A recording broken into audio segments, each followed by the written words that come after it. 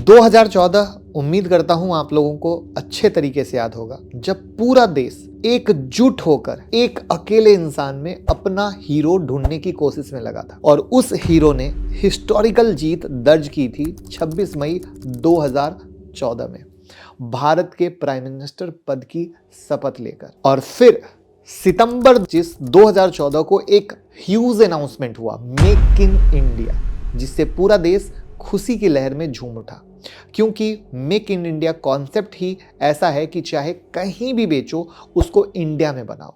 और इस कॉन्सेप्ट से ये उम्मीद लगाई जा रही थी कि जॉब क्रिएशन होगा, क्योंकि इंडिया में मैन्युफैक्चरिंग होगा, बाहर की कंपनियां इन्वेस्ट करेंगी, फैक्ट्रियां लगेंगी, जॉब मिलेगा लोगों को, और जो हमारे देश में बेरोजगारी है वो दूर होगी, लोगों का अर्निंग बढ़ेगा, पॉकेट मनी बढ़ेगी। लेकिन ऐसा कुछ भी नहीं, ऐसा मैं नहीं कह रहा, डेटा कह रहा है। 2014 में इंडिया का ओवरऑल अनएम्प्लॉयमेंट रेट 5.44% था, जो 2024 में बढ़कर 7.8% पहुंच गया है।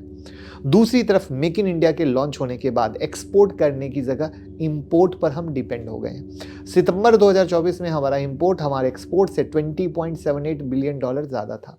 और ये दोनों पॉइंट ये बता रहे हैं कि make in India is a failure, एक सवाल क्रिएट के तौर पे है। तो ऐसे में सवाल खड़ा होता है कि क्या make in India concept fail हो रहा है? आपका क्या मानना है कमेंट में बताइए और मैं आपको डेटा के साथ आगे बताता हूं। तो आज की वीडियो इस सवाल के इर्द गिर्द होने वाली है कि जहां हम ये समझेंगे कि क्यों फेल हो रहा है मेक इन इंडिया, और साथ में ये भी डिस्कस करेंगे कि क्या स्टेप उठा सकती है सरकार मेक इन इंडिया को कंप्लीट सक्सेस बनाने के लिए, क्योंकि बजट भी आपके सामने है, बिग अनाउंसमेंट भी कुछ सुनने को मिल सकता है। तो मेक इन इंडिया एक फेल्योर है या नहीं है, ये जज करने से पहले हमको ये समझना पड़ेगा कि मेक इन इंडिया का बेसिक पर्पस क्या है। राइट, मेक इन इंडिया के जरिए सरकार 4 बड़े गोल अचीव करना चाहती थी। पहला, फॉरेन डायरेक्ट इन्वेस्टमेंट यानी FDI को बढ़ाना। दूसरा, एक्सपोर्ट को बढ़ावा देना और इंपोर्ट को कम करना। तीसरा, मैन्युफैक्चरिंग को भारत के GDP का 25% बनाना। और चौथा, बेरोजगारी को कम करना। लेकिन भैया डेटा कुछ और कह रहे हैं। तो सबसे पहले हम शुरू करते हैं एक्सपोर्ट डेटा से। इंपोर्ट एक्सपोर्ट का गैप घटने के बजाय और ज्यादा हो गया है। 2014 में इंपोर्ट एक्सपोर्ट का गैप $61 बिलियन था, पर 2023 तक ये बढ़कर $73 बिलियन तक हो गया, यानी 10 साल में गैप $12 बिलियन और बढ़ गया। यानी पहले गोल पर मेक इन इंडिया फेल कहलाता है एज पर डेटा। अब आते हैं सेकंड गोल FDI का। FDI के मामले में भी एक मिक्स पिक्चर है। 2014 में भारत में $36 बिलियन इन्वेस्ट हुआ था और $5.3 बिलियन डिसइन्वेस्टमेंट हुआ था। 2024 तक $71 बिलियन इन्वेस्ट हुआ, पर $44.4 बिलियन डिसइन्वेस्टमेंट हुआ। यानी इन्वेस्टमेंट तो आ रहा है, पर बहुत सारा पैसा बाहर भी जा रहा है। अब आते हैं थर्ड और फोर्थ मोस्ट इंपॉर्टेंट गोल पर, मैन्युफैक्चरिंग और अनएम्प्लॉयमेंट पर। मैन्युफैक्चरिंग को GDP का 25% बनाने का टारगेट था, पर आज सिर्फ 15% GDP ही मैन्युफैक्चरिंग से आता है। सरकार का टारगेट था कि 10 करोड़ नौकरियां मैन्युफैक्चरिंग के जरिए दी जाएं, पर आज तक सिर्फ 2 करोड़ से भी कम नौकरियां मिली हैं।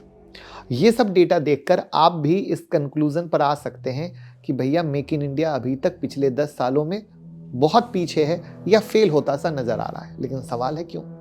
क्या चैलेंजेस आ रहे हैं कि इतने बड़े एम्बिशियस टारगेट को बार बार फेल कर रहा है? इसके आगे सरकार लगातार घुटने टेक रही है। रिसर्च करने के बाद हमने कुछ इंपॉर्टेंट फैक्टर के बारे में समझा, जो हमें इस फेल्योर की कहानी को बताने की कोशिश करता है। तो आइए एक एक करके उन फैक्टर्स को समझते हैं। Factor number 1, weak manufacturing environment. Manufacturing के लिए 3 इंपॉर्टेंट चीज़ें होती हैं। पहला है स्मूथ प्रोसीड्यूर और मैन्युफैक्चर्ड किए हुए प्रोडक्ट को जल्दी से जल्दी पोर्ट पर डिलीवर, ताकि जल्दी से जल्दी एक्सपोर्ट किया जा सके। और तीसरा इंपॉर्टेंट चीज़ है स्किल्ड लेबर, यानी पढ़े लिखे रोजगार वाले लोग। लेकिन इंडिया तीनों चीज़ों में लैक कर रहा है, जिसकी वजह से मैन्युफैक्चरिंग के लिए इंडिया का बेस्ट अल्टरनेटिव वियतनाम हो गया है। जी हाँ, बिल्कुल सही सुन रहे हैं। एक व्यक्ति के एग्जाम्पल से आपको समझाता हूँ। एक अननोन पर्सन जिन्होंने महाराष्ट्र में मैन्युफैक्चरिंग स्टार्ट करने की सोची, वो अपना दुख बताते हुए बोल रहे हैं कि उनको 3 एकड़ लैंड एक्वायर करना था मैन्युफैक्चरिंग के लिए। मैं लिंक डाल दूंगा डिस्क्रिप्शन में, आप इसको जरूर पढ़िएगा। वो शख्स बताते हैं कि उन्होंने ये सारा प्रोसेस नवंबर 2019 के आसपास शुरू किया था। उनको 9 महीने से ज़्यादा बीत चुके इस ऑफिस से उस ऑफिस के चक्कर लगाते, फिर भी फाइनल परमिशन मिलने में उनको और 4 महीने लगने वाले थे। यानी लगभग 13 महीने लगे उनको एक परमिशन लेने में अपना मैन्युफैक्चरिंग शुरू करने के लिए।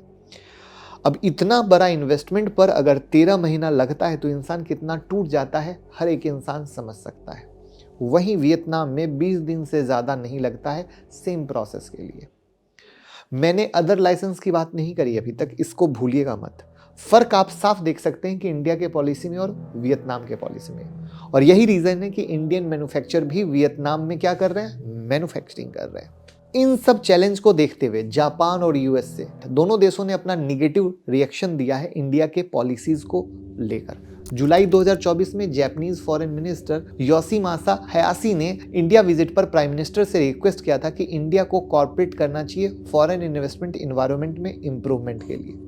वहीं यूएसए ने भी अपील किया था कि अगर इंडिया को फॉरेन इन्वेस्टमेंट चाहिए तो उनको बिजनेस इन्वायरमेंट ईजियर और मोर ट्रांसफरेबल बनाना पड़ेगा, otherwise FDI opportunity India lose करती रहेगी और इसका डायरेक्ट फायदा वियतनाम जैसी कोई भी दूसरी कंट्री उठा सकती है।